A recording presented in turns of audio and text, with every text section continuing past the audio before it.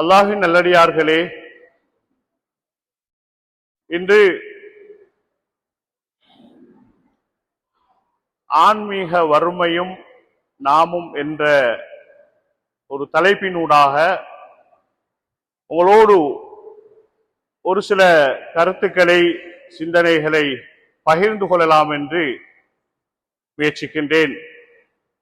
அல்லாஹு தாலா அதற்கு அருள் புரிவானாக. அன்புக்கும் மதிப்புக்கும் உரிய சகோதரர்களே, இந்த தலைப்பு காலத்தின் ஒரு தேவையான தலைப்பாக நாம் இதனை பார்க்கின்றோம். இன்று உலகிலுள்ள அனைத்து நாகரீகங்கள், கலாச்சாரங்கள் அனைத்தையும்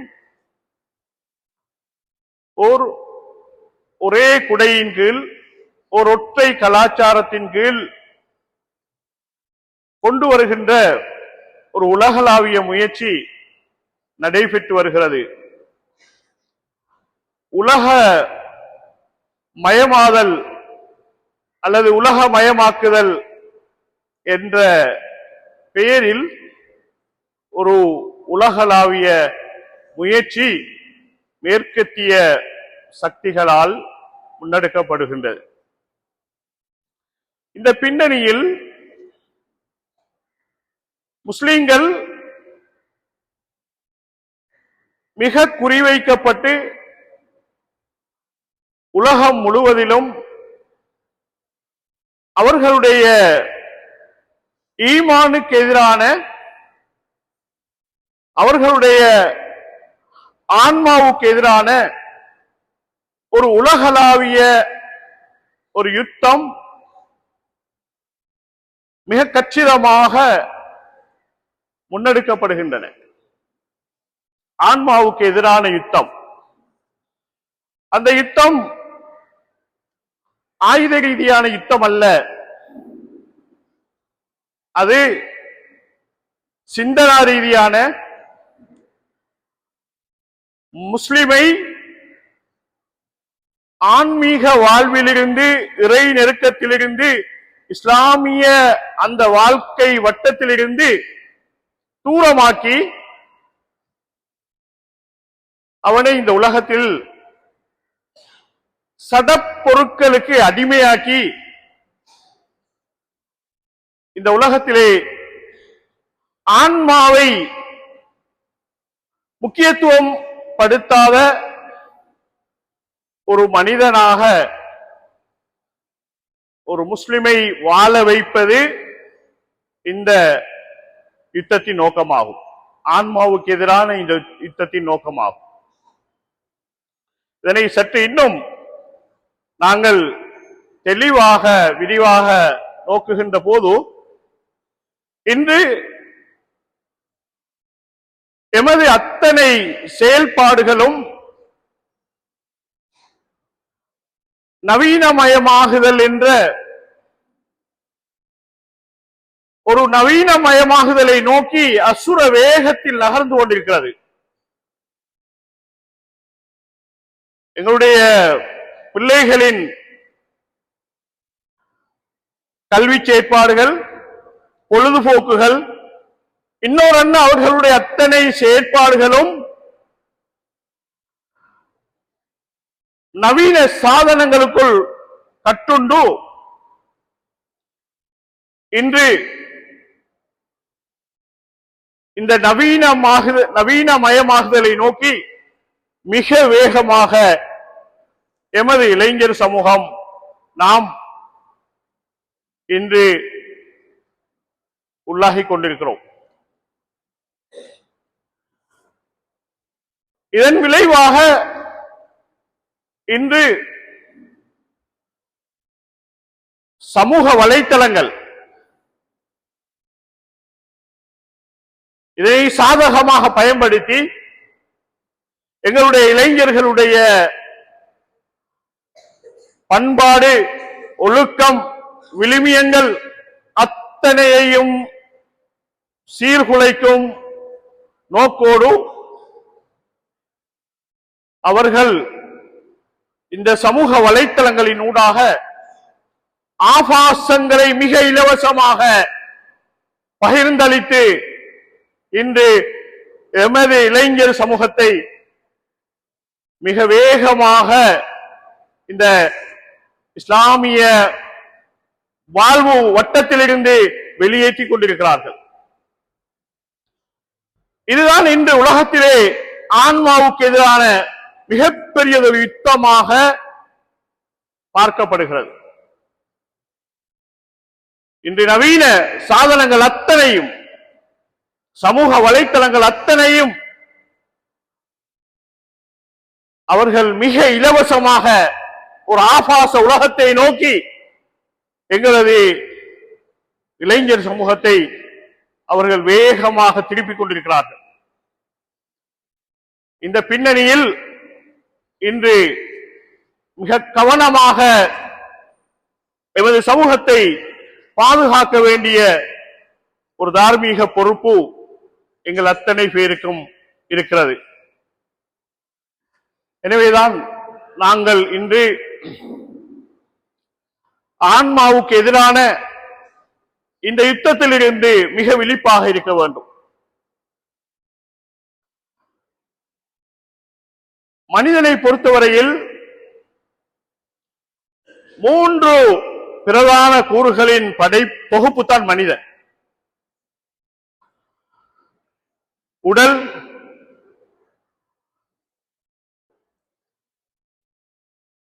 சிந்தனா சக்தி அகில், மூளை, அதே போன்று ஆன்மா ரூஹ். இந்த 3இன் தொகுப்பு தான் மனித படைப்பு. இந்த 3 பிரதான கூறுகளுக்கும் அல்லாஹு தஆலா சில தேவைகளை வைத்து மனிதனை படைத்திருக்கிறான். இந்த 3 பிரதான கூறுகளுக்குமான அது வேண்டியிருக்கின்ற தேவைகள் மிகச்சரியாக நிறைவேற்றப்படுகின்ற போது, அடையப்பெறுகின்ற போது மனித வாழ்வு இயல்பாக நகர்ந்து கொண்டிருக்கும். அது சிறப்பாக பயணித்துக் கொண்டிருக்கும். உடல்சார் தேவைகள், உணவு, உடை, வசிப்பிடம், மனிதனுடைய காம தேவைகள் என இந்த உடல்சார் தேவைகள் நிறைவேற்றப்பட வேண்டும். அது குறித்து இஸ்லாம் மிக அடிப்படையான விடயங்களை பேசியிருக்கிறது. இந்த மனிதனுடைய உடல்சார் தேவைகள் புறக்கணிக்கப்படுவது மனித வாழ்வு இந்த உலகத்தில் பல்வேறு பிரச்சனைகளுக்கும் குழப்ப நிலைகளுக்கும் உள்ளாகும் என்பதை இஸ்லாம் அச்சுறுத்துகிறது. அதே போன்று மனிதனுடைய அறிவு தேவை. மனிதன் இந்த பூமியிலே வாழ்வதற்கு அறிவு தேவை மிக அடிப்படையானது. வாழும் உலகை பற்றிய, இந்த உலகத்தில் உள்ள அத்தனை பொருட்களை பற்றிய, படைப்புகளை பற்றிய அறிவு மனிதன் இந்த உலகத்திலே வாழ்வதற்கு அடிப்படையானது. எனவே மனிதனுக்கு அறிவு தேவை மிகச்சரியாக நிறைவேற்றப்பட வேண்டும். இந்த மேல் 2 தேவைகளையும் தாண்டிய உடல் தேவை, அறிவு தேவை, இந்த 2 தேவைகளையும் தாண்டிய ஒரு தேவை மனிதனுக்கு இருக்கிறது. அந்த தேவை நிறைவேற்றப்படுகின்ற போதுதான் பூமியில் ஒரு சிறந்த மனிதனை காண முடியும். மனிதன் இந்த பூமியில் ஒரு உயர்ந்த படைப்பாக வாழ முடியும். அதுதான் ஆன்மாவின் தேவை, ஆன்மீக தேவை, உள்ளத்தின் தேவை. அல்லாஹ் அவனுடைய ரூஹை கொண்டு மனிதனை படைத்ததாக சொல்கிறான். மனிதனை படைத்து அல்லாஹ் அவனுடைய ரூஹிலிருந்து மனிதனுக்கு ஊதியதாக சொல்கிறான். எனவே மனிதனுக்குள் இருக்கின்ற அந்த ஆன்மா அல்லாஹுடைய ஆன்மா, அல்லாஹுடைய ரூஹ். அந்த ஆன்மா எப்பொழுதும் படைத்தவனை நோக்கி, அவனுடைய தேவையை நோக்கி, அவனின் பக்கம் சாய்வதை நோக்கி அந்த ஆன்மா மனிதனை வேண்டி நிற்கிறது. மனிதன் அதற்கு இறை நெருக்கத்தை, இறை சிந்தனையை, இறை உறவை வழங்குவதன் ஊடாக, அதிகம் கொடுப்பதன் ஊடாக மனிதன் இந்த உலகத்திலே ஒரு இயல்பான, அமைதியான, சிறப்பான வாழ்க்கையை இந்த உலகத்திலே அனுபவிக்க முடியும். எனவே மனித படைப்பு இந்த 3 பிரதான கூறுகளின் ஒரு தொகுப்பு தான். உடல், அறிவு, மூளை, அக்கில், அதே போன்று ஆன்மா. இன்று நாம் பார்க்கிறோம், நாம் எல்லோரும் உடல்சார் தேவைகளை அபரிமிதமாக நாம் கவனம் செலுத்துகிறோம். புறத் தேவைகளுக்கு இன்று அதிக முக்கியத்துவத்தை கொடுக்கிறோம். உணவுக்காக, உடைக்காக, வீடு வாசலுக்காக, இன்னொரு சுகங்களுக்காக இன்று நாம் கொடுக்கும் முக்கியத்துவம் காலை எழுந்தது முதல் இரவு உறங்கும் வரைக்கும். வயது சற்று எங்களுக்கு உலகத்திலே ஓரளவு நாம் நடமாட தொடங்கியதிலிருந்து மரணிக்கும் வரைக்கும் எங்களுடைய மொத்த ஆயுளையும் இந்த உலகத்தை அடைவதற்காக, இந்த உலகத்தின் இன்பங்களை அனுபவிப்பதற்காக, இந்த புறத் தேவைகளை மிகச்சரியாக அனுபவிப்பதற்காக நாம் பயன்படுத்திக் கொண்டிருக்கிறோம். ஆன்மீக தேவை புறக்கணிக்கப்படுகிறது. மறுமை வாழ்வு குறித்து எங்களிடம் மிகச்சரியானதொரு தெளிவும் விளக்கமும் முயற்சியும் அதற்கான ஆயத்தமும் குறைவாக இருக்கிறது. எனவே ஆன்மீக தேவை குறித்து நாங்கள் எல்லோரும் மிகச்சரியாக சிந்திக்க வேண்டிய அவசியம் இருக்கிறது. இன்று சகலதையும் அடைந்திருக்கிறோம், அத்தனை வளங்களையும் பெற்றிருக்கிறோம். ஆனால் ஆன்மீக ரீதியாக மிக பெரும் வறுமையில் இருக்கிறோம். அதுதான் இன்றைய யதார்த்தமாகும். அந்த வகையில் அன்புக்குரிய அல்லாஹ்வின் நல்லடியார்களே,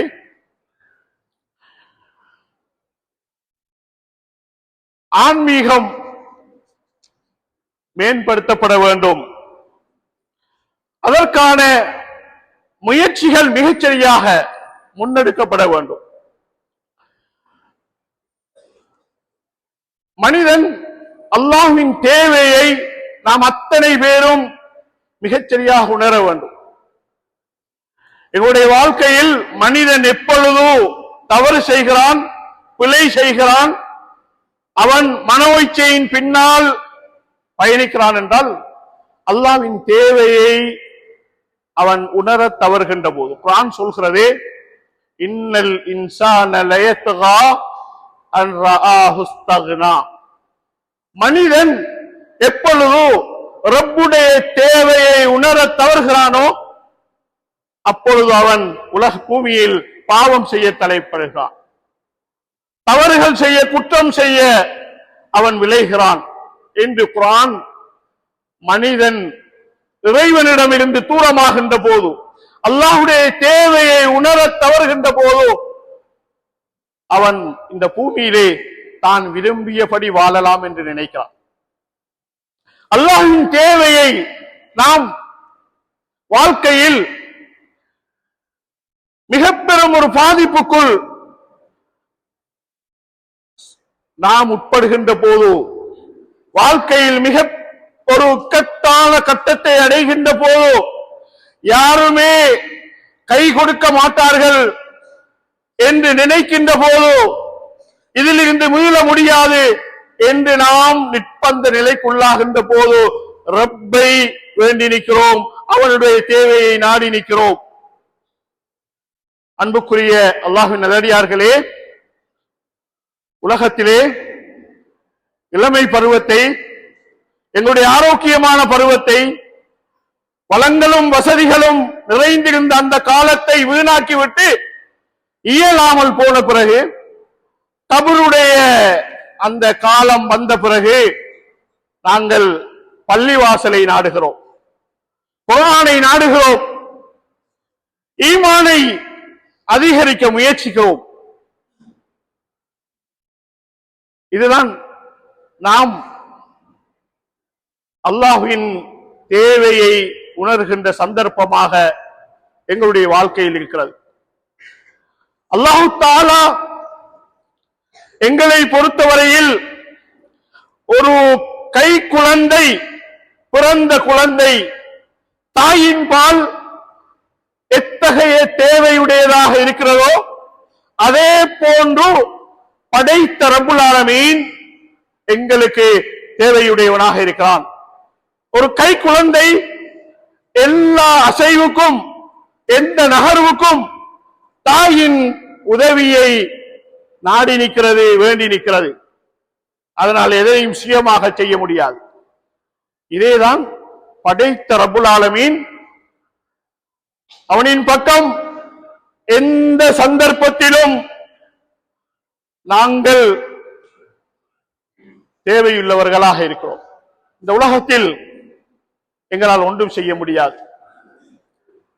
எங்களுடைய பலம், எங்களுடைய அறிவாற்றல், இன்னொரு அத்தனை சக்திகளும் வளங்களும் அல்லாஹ்வுடைய ஆற்றலுக்கு முன்னால், அவனுடைய வல்லமைக்கு முன்னால் மிக அற்பமானது, தூசியானது.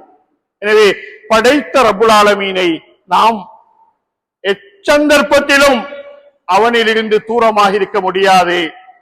அவனுடைய உதவி, அவனுடைய நெருக்கம், அவனுடைய அன்பு, அவனுடைய அருள் எங்களுடைய ஒவ்வொரு மூச்சிலும், பேச்சிலும், ஒவ்வொரு நகர்விலும் தேவையுடையதாக இருக்கிறது. இதுதான் எங்களுடைய ஆன்மீக தேவையாக இருக்கிறது. இன்று இந்த நிலையை நானும் நீங்களும் இழந்து நிற்கிறோம். வயதான பிறகு, இயலாத நிலை வந்த பிறகு, வாழ்க்கையில் கஷ்டம், பிரச்சனைகள் தலைக்கு மேலான பிறகு ரப்புடைய உதவியை, அவனுடைய நெருக்கத்தை நாடி செல்கிறோம். இதனை அல்லாஹு தஆலா ஏற்றுக்கொள்வதில்லை.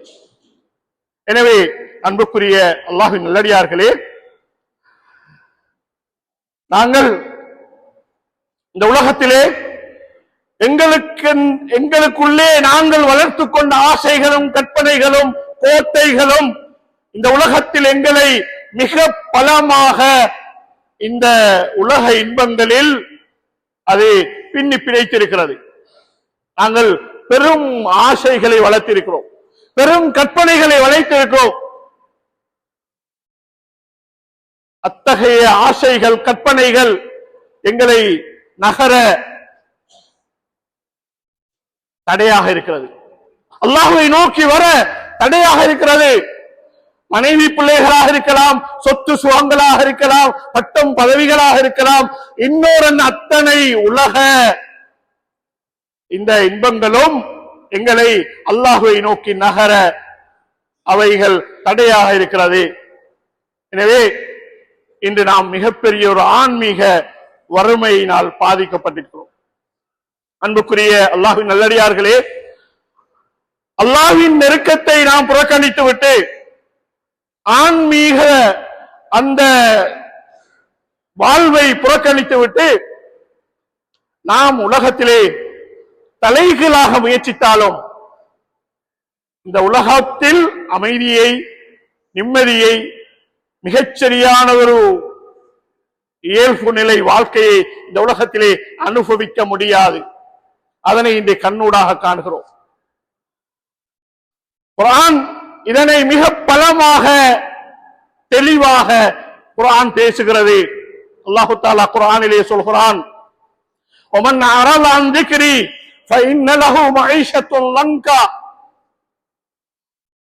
யார் எனது திக்ரை புறக்கணித்து வாழ்கிறாரோ அவருக்கு இந்த பூமியில் நெருக்கடியான, கஷ்டமான, பிரச்சனையான, சிக்கலான வாழ்வு நிச்சயம். அல்லாஹ்வுடைய உறவை, சிந்தனையை, வழிகாட்டலை நாம் ஒரு பக்கம் வைத்துவிட்டு விலகி போய் வாழ போனால் இந்த உலகத்திலே கஷ்டங்கள், பிரச்சனைகள் நிச்சயம் எங்களை துரத்தும். குர்ஆன் மிக தெளிவாக பேசுகிறது. அல்லாஹ் தஆலா குர்ஆனிலே மற்றொரு வசனத்திலே சொல்கிறான், மன் அமில சாலிஹன் மின் தக்கரின் அவ் உன்ஸா வஹுவ முஃமின் ஃபலனுஹ்யின்னஹு ஹயாத்தன் தய்யிபா. நிச்சயம் ஆணாக இருந்தாலும் பெண்ணாக இருந்தாலும் நற்செயல்கள் புரிந்து ஈமானின் பலத்தோடு ஈமானின் உறுதியோடு நற்செயல்களில் ஈடுபட்டு இந்த பூமியில் நன்மைகளால் அவர்கள் இந்த பூமியை நிகழ்த்தி நன்மைகளை இந்த பூமியில் அதிகப்படுத்துகின்ற போதோ ஆணுக்கும் பெண்ணுக்கும் வளமான சிறப்பான மகிழ்ச்சியான வாழ்க்கையை ஏற்படுத்துவோம், மறுமையில் அபரிவிதமான கூலிகளை கொடுப்போம் என்று அல்லாஹ் வாக்குறுதி அளிக்கிறான். எனவே அல்லாஹு தஆலாவுடைய உறவில் தான் நெருக்கத்தில் தான் பூமியில் வாழ்க்கை வளம் பெறும். அல்லாஹுவை அவனுடைய இஸ்லாமிய வழிகாட்டல்களை புறக்கணித்துவிட்டு நாம் இந்த பூமியில் எதனை அடைய முயற்சித்தாலும் அந்த அடைவினால் உலகத்தில் நெருக்கடியும் பிரச்சனைகளும் சிக்கல்களும் நிச்சயம் என்பதை குர்ஆன் மிக தெளிவாக சொல்கிறது. எனவேதான் குர்ஆன் மற்றும் ஒரு சாராரை சொல்கிறது. உலகத்திலே ஒரு சாரார்கள் இருக்கிறார்கள், அவர்கள் அறிவிலே மிகவும் உயர்ந்தவர்கள், ஆனால் ஆன்மீகத்தில் பலமானவர்கள், வசதி வாய்ப்பில் மிகவும் தாராளமானவர்கள், ஆன்மீகத்திலே பலமானவர்கள். இன்னொரு என்ன, உலக வளங்களில் தாராளமானவர்கள், ஆன்மீகத்திலே நெருக்கமானவர்கள். இப்படி ஒரு பகுதியை குர்ஆன் மிக தெளிவாக பேசுகிறது. அவர்களுடைய வளங்களும் வசதிகளும் அறிவும் பட்டம் பதவிகளும் அல்லாஹ்வுடைய உறவிலிருந்து ஈமானிலிருந்து அவர்களை தூரமாக்கவில்லை. அவர்கள் உலகத்தில் வேண்டிய அடைவுகளை அடைந்தார்கள், ஆனால் அல்லாஹ்வுடைய திக்ரோடு அவனுடைய வழிகாட்டல்களோடு அவனுடைய நெருக்கத்தோடு அவர்கள் அவற்றை அடைந்தார்கள் என்ற ஒரு பேருண்மையை குர்ஆன் இப்படி ஒரு வரலாற்றை ஒரு பக்கத்தை பேசுகிறது. எனவே அன்புக்குரிய அல்லாஹ்வின் நல்லடியார்களே, இந்த உலகத்திலே நாம் எம்மை பாதுகாத்துக் கொள்வதற்கு இந்த உலகம், நான் ஏற்கனவே சொன்னது போல, இன்று ஒரு பிஸியான உலகத்திலே மிகவும் வேகமாக பறந்து கொண்டிருக்கின்ற ஒரு உலகத்திலே அனைத்தும் நவீன மயமாகுதல் என்ற அத்தனை செயற்பாடுகளும் ஒரு நவீன மயமாகலை நோக்கி நகர்ந்து கொண்டிருக்கின்ற இந்த உலகத்திலே, ஈமானை நாளுக்கு நாள் பறிகொடுத்துக் கொண்டிருக்கின்ற இந்த உலகத்திலே நானும் நீங்களும் இந்த இஸ்லாத்துக்குள் எங்களை பாதுகாத்துக் கொள்வதற்கு, அல்லாஹ்வுடைய உறவை நாம் அதிகம் பலப்படுத்திக் கொள்வதற்கு குர்ஆன் எங்களுக்கு கற்றுத்தருகின்ற ஒரு அடிப்படையான பாதுகாப்பு முறை அல்லாஹ் தஆலாவுடைய அந்த அடிப்படையான கடமைகளில் இறை நெருக்கத்தில் தான் இருக்கிறது. குர்ஆன் தொழுகையை பற்றி சொல்கிறது, இன்ன ஸலாத்த தன்ஹா அனில் ஃபஹ்ஷாஇ வல் முன்கர். நிச்சயமாக தொழுகை மானக்கேடான பாவமான காரியங்களிலிருந்து உங்களை தடுத்து பாதுகாக்கும். தொழுகை வாழ்க்கையிலே இல்லையா? அதிலிருந்து தூரமாகின்றோமா? நினைத்த நேரத்தில் தொழுகையை நாம் தொழுகின்ற நிலைமை இருக்கிறதா? வாழ்க்கையிலே இந்த ஜாஹிலியத் எங்களை மிக கவனமாக அது அதன் பால் எடுத்துக் கொள்ளும். இந்த ஜாஹிலியத்திலிருந்து இன்று உலகம் போகின்ற இந்த அறியாமையிலிருந்து, இந்த அனாச்சாரத்திலிருந்து எங்களை பாதுகாத்துக் கொள்ள முடியாது.